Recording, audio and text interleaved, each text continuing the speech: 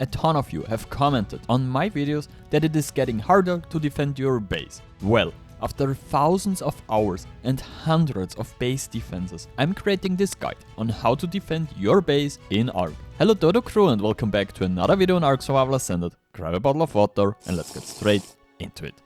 The Ballista Turret and Chain Baller combo allows you to immobilize most of the large creatures used in raids. Combine this with dinosaur gates or simply spam metal billboards once your opponent is stuck to trap them. These are super cheap to craft and you can block your opponents for a long time. If you are already further into your run, you can also simply use a tech rifle, especially against stegos, gas bags, racers or trikes. Each hit causes splash damage and can knock the rider off his tame, without you having to get too close. If you're not ready yet, you can simply run up with your flamethrower and burn the rider off the tame. Unfortunately, this only works if you can hit the rider directly. It only works on creatures where the rider is not built into structures.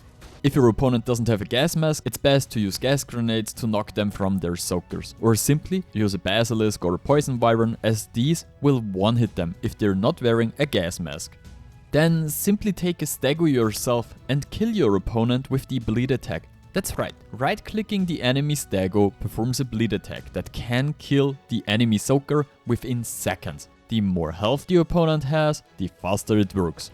And to prevent your opponents from getting hold of your creatures and lines, you must neuter your creatures in every case, so that you don't give your 250 mutation stego away to your opponents, who will be super happy with their new breed line. If you kill an enemy creature, you have to grab its soul, so that you can revive the creature with an oasis, because most opponents forget to neuter their creatures, and this is now the best and easiest way to get awesome breed lines. If an opponent with a soaker runs towards your turrets, the easiest way to counter them is to simply run towards them with your rocket launcher and fire a few rockets at the rider. The splash damage does not harm the creature, but most riders fall dead from the saddle after only 2 rockets.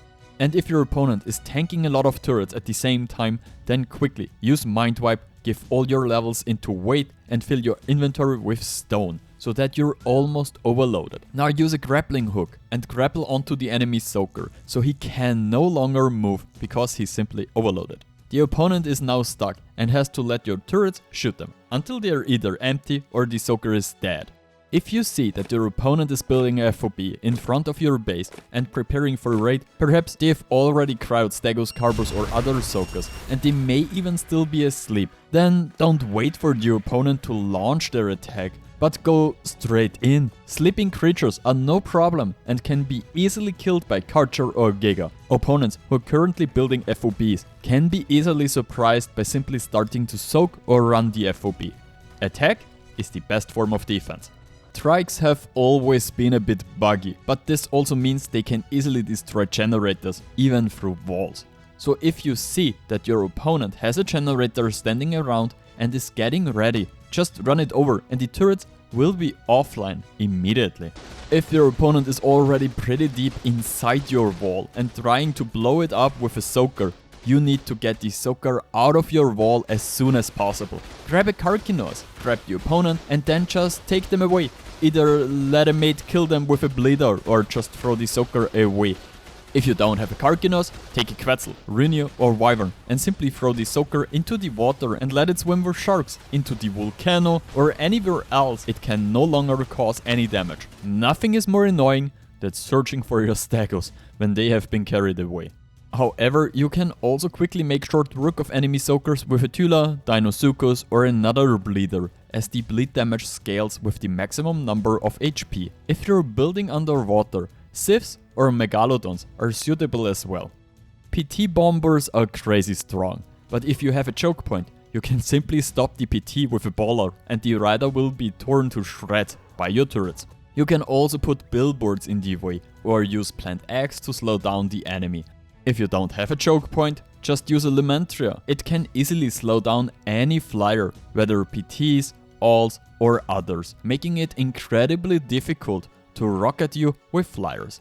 And you can easily counter getting balled with a Mammoth. The Mammoth's Courage Roar ensures that the riders are not simply thrown off its tame. This means that you cannot simply be thrown off your PT with a baller. In addition, you can use the roar of a UT to reduce incoming damage so that you can get further when you soak with your creatures or bomb the wall with your flyer. And you can also use UTs for boss fights or other situations, as it at the same time increases the damage of your nearby creatures and ensures that you can deal damage much faster. And if you have a Reaper, you can take down flyers at the same time with its special attack, where it will remain for a short time. Reapers are super strong in PvP and have many uses, whether it's taking down flyers or moving soakers with their spin. I think it should be clear by now, don't build on the beach, because then you're a bob, and beach bobs get raided. If you don't want to get raided, it's best to find a place in a red hole or a cave, but whatever you do, don't build out in the open on the beach. Whether you want to gain time, prevent your opponent from getting the spot, or anything else, foundations are the key. The more foundations you place, the safer you are. It's best to combine foundations with small pillars or ladders, so that they don't despawn and are much harder for tags to destroy. The more foundations you have, the easier it will be to defend your base. And when you're attacked, it is best to use behemoth gates or cliffs, as these block more space than foundations. This means you can build behemoth gates and cliffs closer to enemy bases so that they are blocked and can no longer place foundations. Weapons, such as the compound bow or later on the tech bow, ignore armor when you use metal arrows. This means you can easily kill soakers such as turtles, stegos or gasbacks with a compound bow, even though they carry really strong saddles and also have an armor bonus. Then simply steal their souls and saddles, and it's yours. Normal generators in particular, but also tech generators, are your weak point. If they are destroyed, all your turrets are offline, and then it doesn't matter if they are capped, because they can no longer shoot. Normal generators are basically one hit from every explosive there is. Therefore, drop your generators. Vaults are much harder to destroy and also make your base much harder to mesh and raid.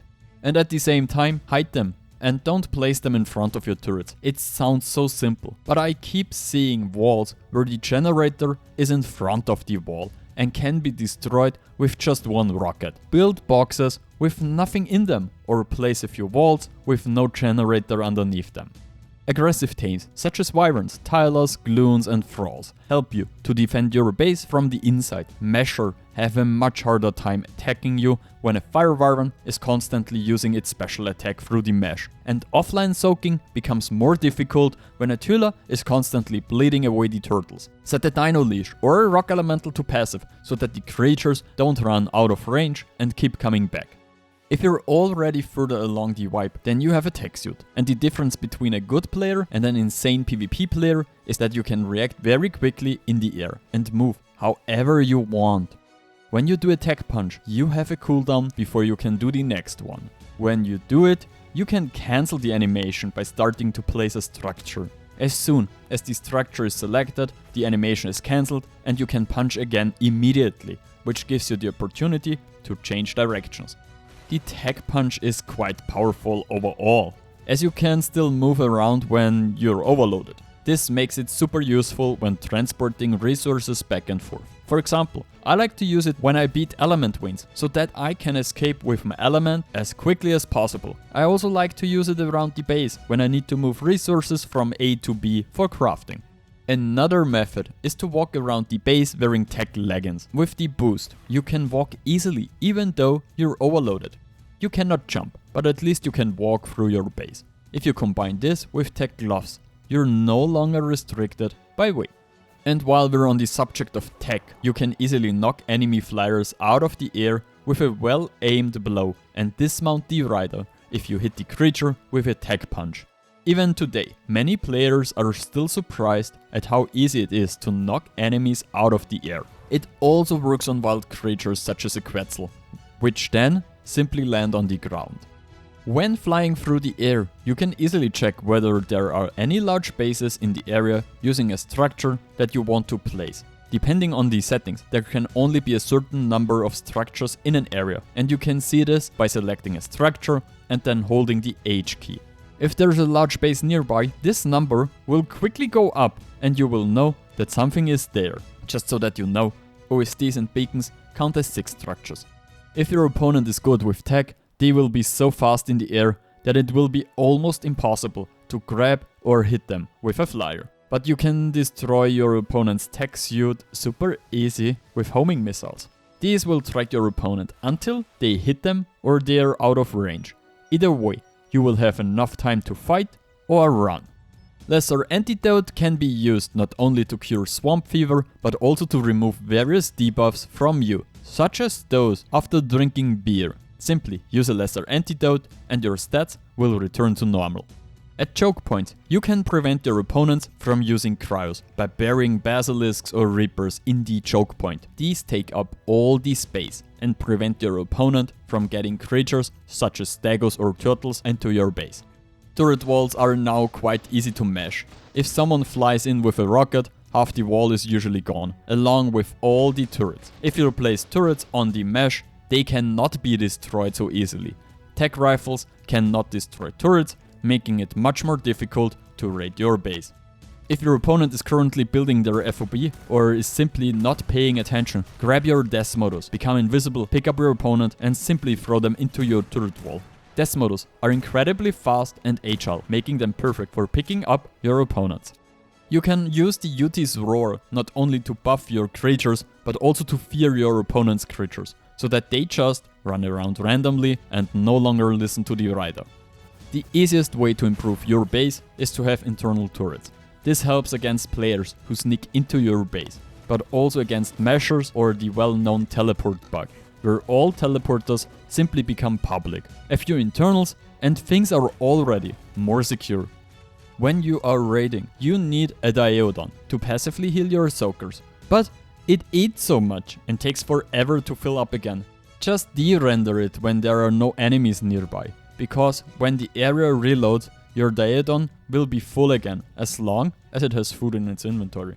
If you take a closer look at the stats and how armor works, you quickly come to the conclusion that armor isn't that important after all. Durability is much more important. With armor of 200 plus or higher, you actually take very little damage and usually only die when your armor is destroyed. So it's better to craft cheap armor with high durability rather than expensive armor with no durability. When building underwater, the best creature for you is a Baryonyx, as it can easily stun your opponents when they are swimming, whether they are on Megalodons, Basilosaurus or simply players underwater. They will be stunned with just one spin. The Bary also has a lot of health and can take 1 or 2 hits. Want to save ammunition and still kill your opponent? Then grab a grappling hook and simply grapple your opponent into your turrets. It is super easy when your opponents are running around and can quickly turn the tide and get you a few cheap kills. Choke points in caves can be defended with mantises. Just equip a few good clubs and you can knock out virtually any creature or one-hit a player with just a few hits. A few levels of damage and a good weapon will do the trick. As long as turrets are nearby, a mech cannot deploy its shield, which means you can easily block the area with a wall drop turret and make pushing much harder. With the Grand Tortuga, we now have another way to easily ignore player-only turrets, as it can simply run over them and ignore them completely, as long as the shell is closed. You can shadow tank tech turrets, which means that although they shoot at you, they hit a structure in front of you. This allows you to empty turrets without taking any damage. This works super well in caves. On maps such as Astraeos and Extinction, there are corrupted creatures that have the ability to destroy metal structures just like that. That's why you should never build on these islands, because your opponents can simply throw these creatures into your base and then destroy everything you have. And yes, it really works. Extinguisher grenades were added with Extinction, and they can not only extinguish fire and help in boss fights like the dragon, but also deactivate generators. Just run up to the generator with a trike or stego and throw the grenade. This will take out all turrets and make it the fastest raid ever. If you're grappled and do not want to be pulled into turrets, you must cut the grapple. To do this, take a sword or hatchet and swing at the rope stretched between you and your opponent. If you hit the connection, it will get broken and you can continue fighting. With a shield, you can easily block ballers thrown at you and even throw them back with a tech shield. It's not that easy, but it can save your life. Want to make an easy kill? then grab a griffin and your flamethrower, especially when enemies are currently doing element veins and they're sitting on gigas or archers. You can easily grab them and burn them with your flamethrower while still sitting on your griffin.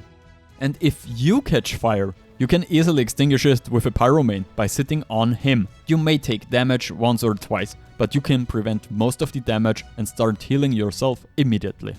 Getting around the map quickly can sometimes be a real pain, but with a linked storage box and a bed, you can easily teleport yourself to another location. Just put your stuff in the box and spawn at the bed near the box where you want to take your stuff out. It's even easier with companions, as they always spawn wherever you are. So put your stuff in your armored doggo or whalewing and then spawn at the location you want to go to. Shortly afterwards, your dog will arrive and bring you your stuff. Gloons are already pretty strong in attack and defense. It doesn't matter if you have it on your shoulder and your gloon fears the enemy when they grab you, sits on your shoulder as a parachute, or there's a dino leash in your base with a bunch of gloons just waiting for a rider to run into your base. I'm telling you, you have to gloon.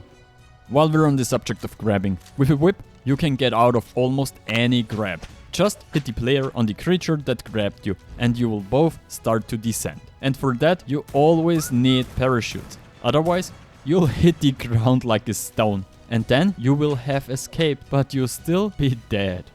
If you're raiding and your Fortnite is getting soaked, just set your turrets from the highest to the medium range. Then they won't shoot at your opponents anymore and they'll have to come closer.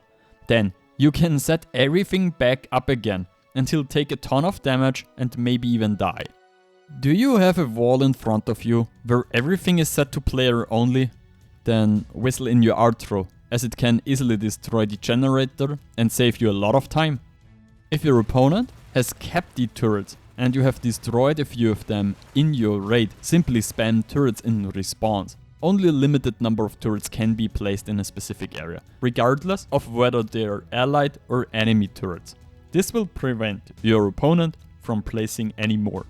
Honestly, there is so much more, but I've tried to summarize the most important points here. If I have forgotten anything, please write it in the comments. During my research, I saw that there are many other videos like this one, but honestly, the points are always pretty much the same.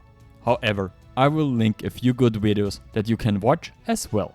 I hope you liked this video and I'm thrilled to read if this video has helped you. Hit the like button, leave a comment below for the algorithm and consider subbing to the channel. Alright, Frodo.